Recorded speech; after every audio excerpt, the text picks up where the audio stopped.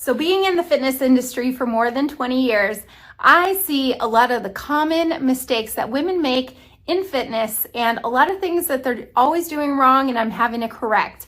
And I want to share those with you today. So if you want to learn the top 5 fitness mistakes that women over 40 commonly make, then keep watching this video.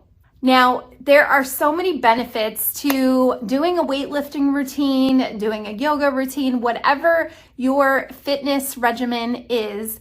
And when women over 40 are exercising, there are some common things that I see over and over again, and it could have to do with your form on certain exercises, or it could have to do with the type of activity that you're doing. And I want to share those with you because you're going to get the most benefit out of your workout and being able to be more effective, time efficient, plus get your strength and your flexibility, even working on the things that as your body changes as we age, that's more important. You're gonna learn all that today. So the first fitness mistake that I wanna go over is the difference between doing squats and deadlifts. Now, many people will do these and coincide in a similar kind of workout, but squats and deadlifts are very different. And many times they're doing almost the same type of exercise or doing them incorrectly. So number one is the difference between a squat and a deadlift. Well, a squat, you are bending at the knees more than at a deadlift. And I'm gonna demonstrate both of those. So squats are great for your strength of your quads, your glutes, and really your core as well. Now, many times people may feel it in their knees when they're doing squats, but that might mean they're doing it incorrectly. I find that people tend to bend forward way too much when they do squats, or they're bending at their knees and they're not really getting their butt back. Now, these little tweaks and little corrections can help you have less pain and get more benefit out of the exercise. So when you're doing a squat, it really helps to counterbalance and keep you in the right position and your chest up a little bit more and work your core if you put a weight in front of your chest. So I call this a goblet squat, and I'm sitting back into my hips. And as I do that, you can see that my knees don't go over my toes. And also I'm getting my hips way back here. I'm not coming over here, which can cause knee pain. Also, when you're in this position, you're gonna get the most out of your glutes. So I find that getting back to a box, a chair, or a bench and squatting from there is going to keep you in a much better position. Now, a deadlift is great for the glutes, hamstrings, and your back, and I use these commonly with my clients, but a deadlift, I see people try to do it almost like a squat, so they are different exercises. A deadlift, you want to flex from the hip joint here. You don't want to bend from the knees. And that is the most common mistake I see. Also, you're keeping your back in a nice neutral position. I'm not bending forward here. I'm not moving my back. Think of creasing at the hips to pick up the weight.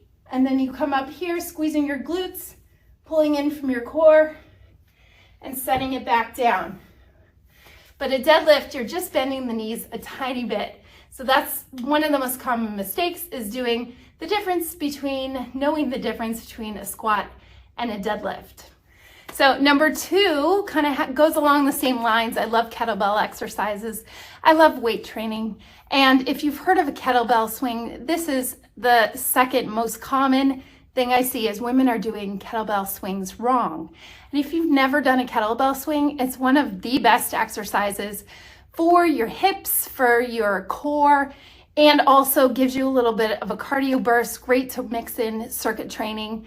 And I'm gonna use a weight and show you how to do a kettlebell swing properly, and something that can be quite easy to move into your fitness routine and add to it. So when you do a kettlebell swing, common mistake I see is too much bend in the knees. It's not a squat.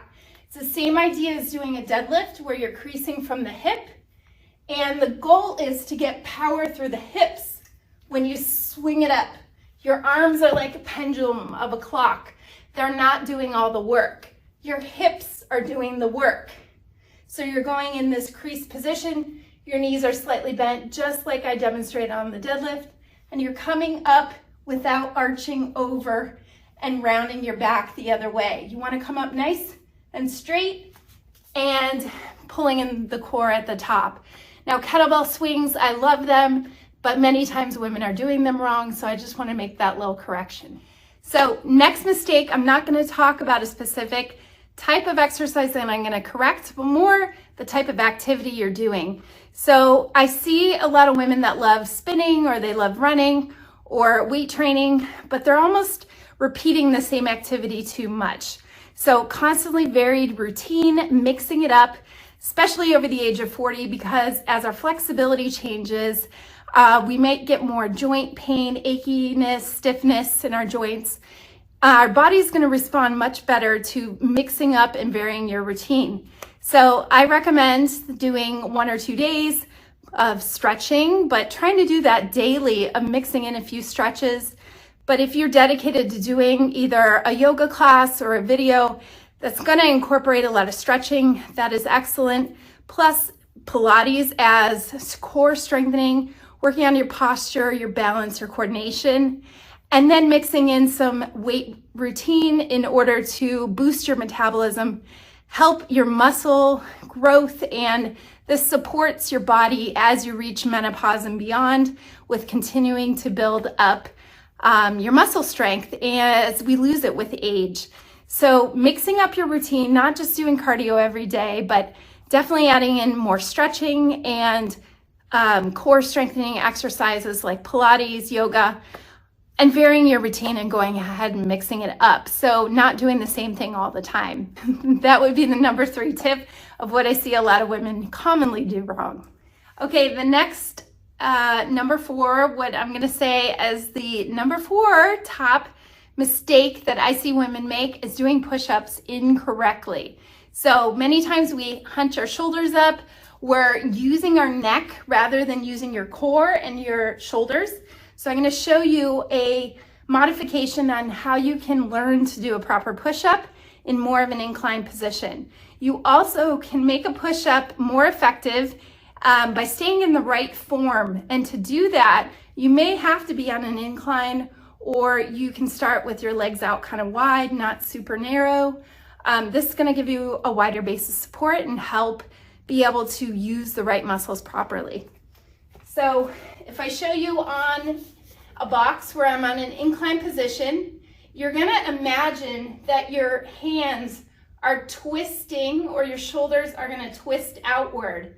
And so if you had the wall in front of you, or you had a bar in front of you, you're going to think of almost like bending it. So you're twisting from the shoulders, and that drops your shoulders as you use the correct muscles through your shoulder girdle and allows you to get more effective push-up. So from here, I'm in this position. I also don't have my butt back. I'm going to drop my hips, and I'm going to keep my head in line with my spine. When I go down, I'm also, if that is difficult for you and you can't keep that alignment of your hips in line with your shoulders, you can take your feet out wide. This is going to be a wider base of support and be a little bit easier for you. So work up to a push-up. Maybe you just do them on your knees, but try on a box something inclined first, maybe at your countertop. See if you can do it with your legs out straight without doing them on your knees, and try that little tip of pulling your shoulders down and almost thinking of twisting your arms outward, and that'll set your shoulders up in the right place. Now, the last tip that I am going to give, and what I see a lot of people do, and why I'm a little out of breath, is I'm demonstrating some exercises while I'm talking, but people are holding their breath when they're exercising. I see their faces turn bright red when they're trying to do, maybe some bicep curls, some lunges. So you want to use your breathing to your benefit. And there's so many benefits of breathing with the exercises. Now, I like to engage my core muscles as I exhale, and then I kind of let it go a little bit on my inhale. So you may find that if you are getting a lot of tension in your neck, your shoulders, or you're feeling dizzy, you want to breathe. And breathing is so effective for your pelvic floor muscles, your core, and being able to get them to engage properly. So for example, if I showed a squat before, as I go down, I'm going to inhale. As I come up, I'm going to exhale. So using your breathing and using it properly to engage your core muscles is another common thing that I see people do wrong, or they tend to not think about their breathing. So I even find if I count out loud, then I know I'm breathing. Breathing is an untapped resource that can really give you a lot of benefit and help you get the most out of your exercise as well. So I hope you enjoyed this video. Let me know which one you learned today or which one you're going to start doing differently, because I know this is something that I teach every week when I'm demonstrating exercises, working with my clients, that they have done one of these 5 common things wrong.